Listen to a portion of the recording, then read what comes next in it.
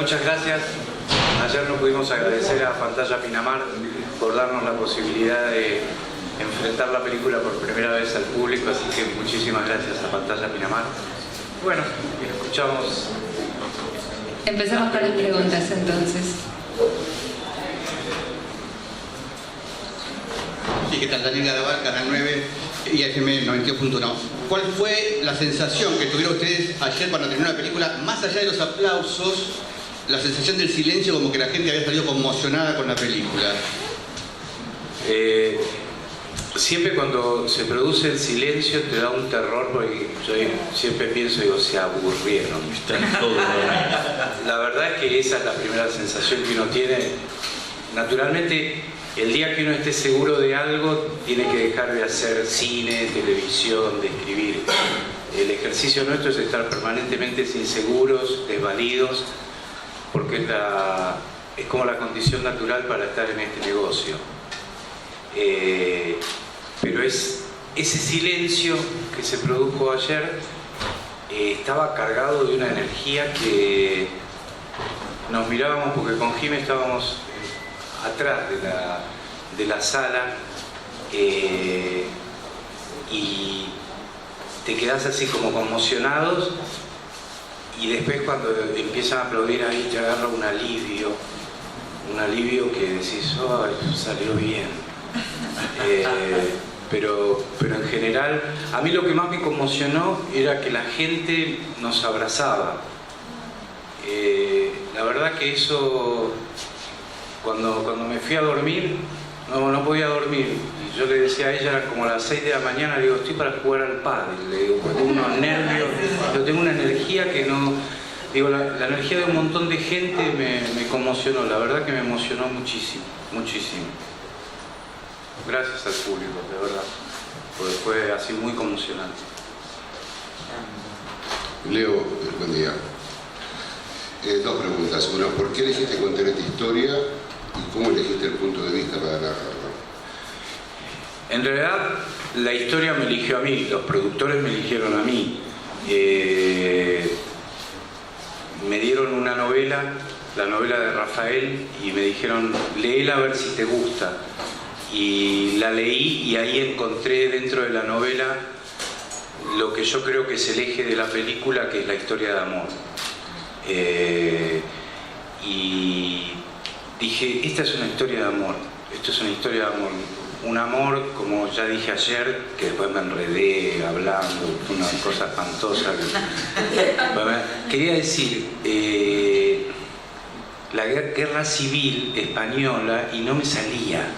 El endisco rígido empezó a rodar, y no me sale guerra civil. Y lo que fundamentalmente, ¿por qué quise contar una historia de amor? Porque digo, yo quise contar la historia de dos personas, que pueden ser ustedes o yo, que estamos enamorados no solo del amor, sino del amor colectivo. Y para mí era tan importante hablar del amor colectivo, porque más allá de que uno pueda estar de acuerdo o no con lo que sucedió con todos esos chicos que desaparecieron, las cosas solo se pueden hacer por amor. Quizás equivocados o no. Yo digo, tengo mi postura y creo que no, pero acepto que alguien diga que podamos estar equivocados por lo que pensamos. Pero no hay nada más maravilloso que pelear por lo que uno piensa y por lo que siente que le hace bien al público, a la gente. Digo, en este caso, a la Argentina. Hola, sí, ¿qué tal, Leonardo? Bueno, vos tenés amplia experiencia escribiendo guiones en televisión, me gustaría, y en cine también, me gustaría consultarte cómo fue ese cambio de la pantalla chica a la pantalla grande, cómo trabajaste eso. Mira, yo creo que lo más importante siempre cuando uno escribe es acordarse de la vida una vez. Yo siempre digo que mientras haya una mamá o un papá que le cuente a un nenito, a un bebé, la vida una vez, el trabajo nuestro va a seguir existiendo. No importa el tamaño de la pantalla, yo creo que lo que importa es poder contar historias que trasciendan, que conmuevan. Yo nunca le vi diferencia al cine o a la tele porque mi formación es cinematográfica y yo quisiera ir a la televisión a hacer cine. Y con Poliladron logramos cambiarle el lenguaje a la televisión. Entonces para mí siempre fue hacer cine, lo que pasa es que yo tenía muchísimo miedo de hacer cine. Y por eso nunca lo había hecho y ahora a la vejez... ¿Miedo a qué? Contar sueños. Miedo a morirme. Él tenía la fantasía de que si hacía su primera película se moría. Y todavía sigue diciendo, pero todavía no se estrenó. Claro, Es cuando le decimos que se equivocó. pero mirá si sucede.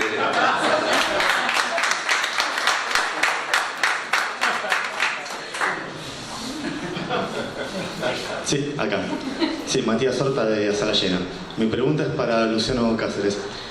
Contame sobre tu caracterización, que es realmente notable. Contame cómo fue el trabajo, así como para representar acá a Tucho Valenzuela.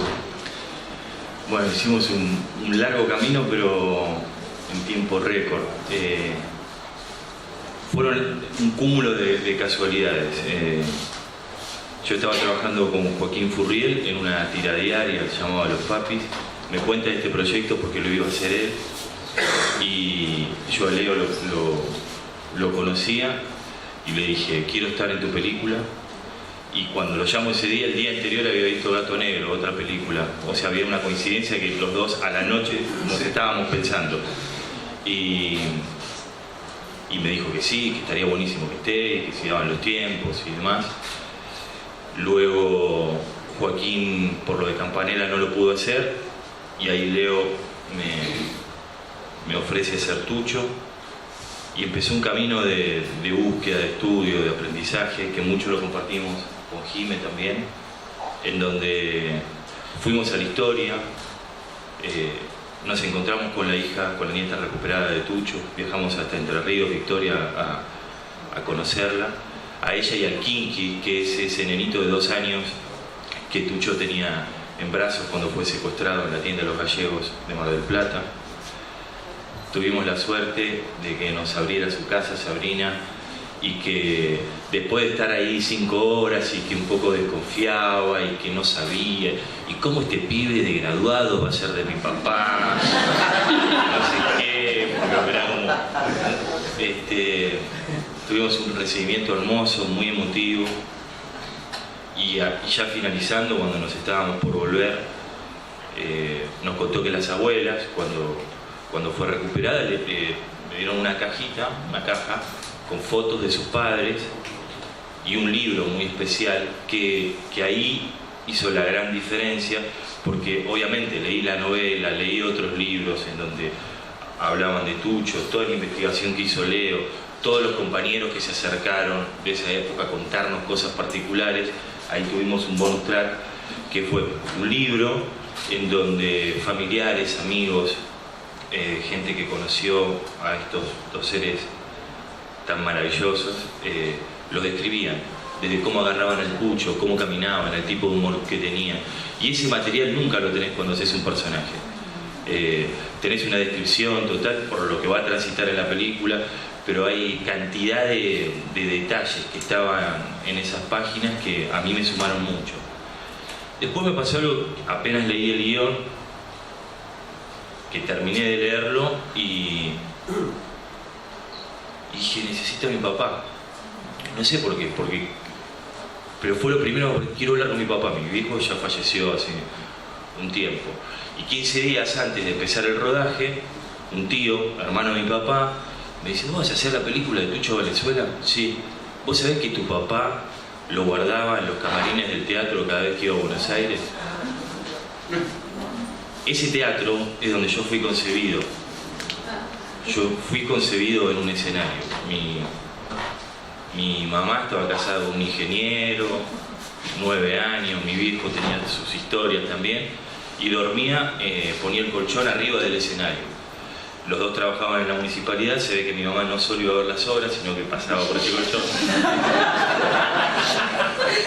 Y un día todos muy contentos con que Aide finalmente, después de 9 años, quedó embarazada, pero no quedó del marido, sino que de mi papá. Y en ese mismo teatro. Entonces ahí como que me empezó a cerrar esa necesidad de la devolución de mi viejo.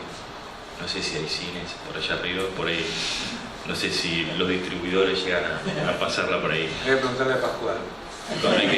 ¿Tenés sala en el cielo? Bertini, tenés que hacer una historia con lo que acaba de contar Luciano. Sí. Ya tenés tu próxima película.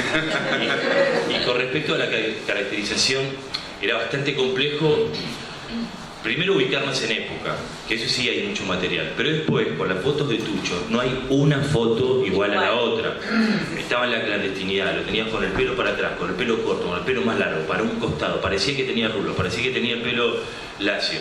Todas esas pocas fotos que hay, entonces decidimos un look que cuente época, pasé por la planchita y esas cosas y fue la verdad que un gran viaje hacer la película. Yo estoy muy contento. Yo la película la vi 3 veces y le pedí a Leonardo antes que nadie que me la mandara.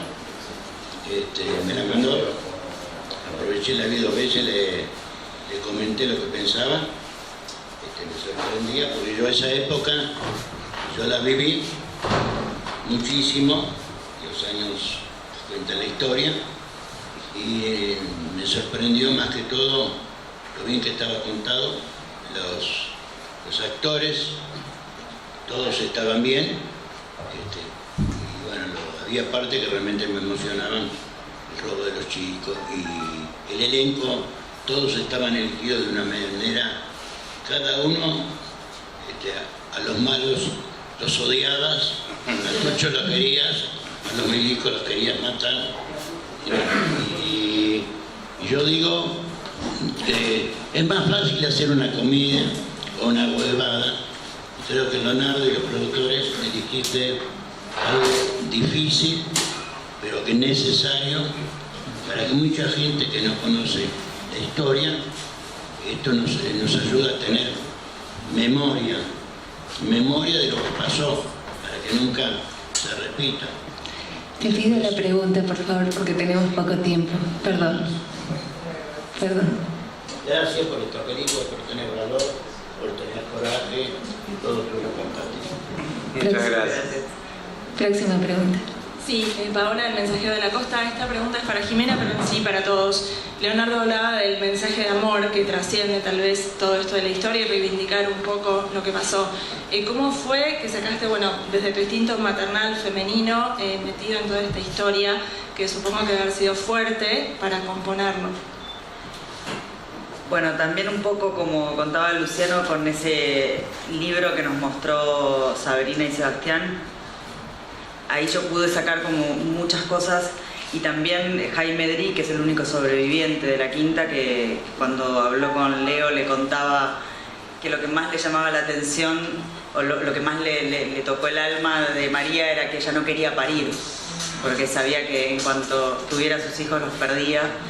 Entonces yo me agarré de eso, me agarré de algo que la madre de Raquel contaba en ese libro, donde decía que ella le dice: cuando yo me muera vos no llores, porque yo voy a ser la muerta más feliz del cementerio. Y la madre le dice: ¿pero cómo? Entonces, voy a decirle a todo el mundo: yo no lloro porque mi hija es feliz, sí, porque yo voy a morir por lo que creo. Entonces creo que yo tenía que hacer un mix entre el amor a los hijos y también a lo que pensaba y a dejarle un mejor país a sus hijos. Creo que todo el tiempo pensaba en sus hijos, porque también me pasó un comentario que me decían: qué mala que es, porque cómo va a abandonar a los hijos así, cómo va a elegir morir. Y sí, pero moría por ellos, nunca dejaba. Y también al tomar esa decisión no dejaba de sufrir por entregar a su hijo y mandarlo con sus padres, creo que la madre siempre estaba. Entonces yo tenía que hacer realmente un mix ahí, donde tenía que mostrar el amor a todo, ¿no? Y nada, que lo intenté, por lo menos. Si alguien quisiera, tenemos tiempo para una pregunta más.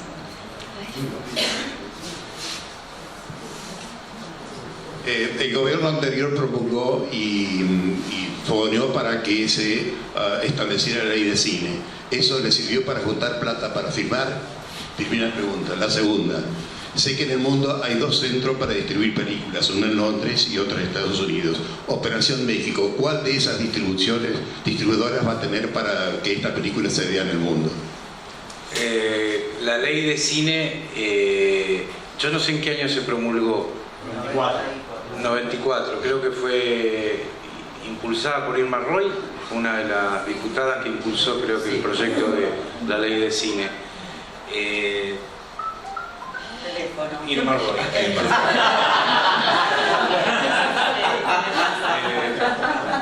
Perdona, después se habla. No, la ley es fundamental para poder filmar, para poder hacer cine. Es condición sine qua non. No, lo que me pasa a mí haciendo mi primera experiencia como película es lo difícil que es el después de filmarla, conseguir salas para poder exhibir la película. Creo que ahí sí creo que tiene un problema el cine argentino, que hay un embudo. Yo digo, no soy un experto en el cine porque es mi primera película. Yo les cuento la sensación que yo tengo. Digo, tenés que pelear con tanques norteamericanos, y no hay tantas salas. Yo creo que eso es una deuda pendiente que el instituto tendría que rever, para que todas las películas argentinas tengan la misma posibilidad y no porque sean apoyadas por un multimedio tengan más posibilidades que las películas independientes como son la nuestra en este caso. Confía en el boca a boca que va a tener esto. Bueno, Dios quiera que sea así. No, y después con respecto a la película, se han hecho muchas películas que tienen que ver con la época y esto que hizo hincapié Leo en la historia de amor, como él contó, me parece un punto de vista que la hace atractiva. Y después en lo personal, ver una peli en donde un centro de detención es al aire libre, en donde Quebrados y Milicos compartían como un clima de quinta, pileta, asados. Entonces me parece que también muestra algo que no sí, que no sabíamos, ¿no? Yo creo que yo me enteré por esta historia que existía un centro así. No, una de las cosas que a mí más me dolió fue el juicio revolucionario que le hicieron a Tucho. Me parecía de una injusticia absoluta. Y es crítica la película en ese aspecto. A mí me gustaría que Paloma, que tenía un personaje, porque el personaje de Paloma y de Ludovico eran los mejores amigos de Tucho y de María, y contar, para un actor contar también la traición, que no es traición sino es supervivencia, porque todos los que estaban en esa quinta pasaron las mismas penurias que Tucho y que María. Uno no sabe si es capaz de ser tan héroe o de tener tanta heroicidad, tanta convicción como para decidir morir. Y de ninguna manera yo quiero que la película, la memoria de todos los que murieron en esa quinta, para mí son tan valiosos como María y como Tucho, porque son seres humanos y uno tiene debilidades, y para mí era importante también rescatar un poco el alma de esos personajes. Cuando el personaje de Paloma le dice que piensa en sus hijos y todo lo demás, me gustaría que Paloma cuente su experiencia también. Bueno. Tenemos un minuto, perdón, Paloma, porque solo un minuto, pero queremos tu testimonio. Nos entregaron tarde.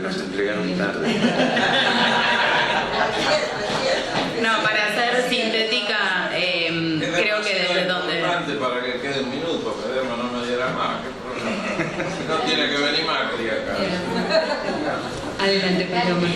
Creo que desde donde se trabajó es impresionante hacer de un personaje que existió realmente, y me parece que la propuesta de Leo siempre fue esa: no juzgar a los personajes, no hacer un juicio de valor sobre las decisiones, entre comillas, que tal vez tuvieron que tomar, y me parece que eso está en todo el elenco está como esa premisa, ¿no? de hacer verdadero en el sentido de justamente no tener ese nivel de juicio y poder interpretar una cosa tan siniestra, ¿no? Me parece que dentro de lo siniestro las posibilidades de elección se reducen muchísimo para los seres humanos, y creo que lo que muestra la película y la convivencia de las Fuerzas Armadas con los detenidos desaparecidos habla del morbo y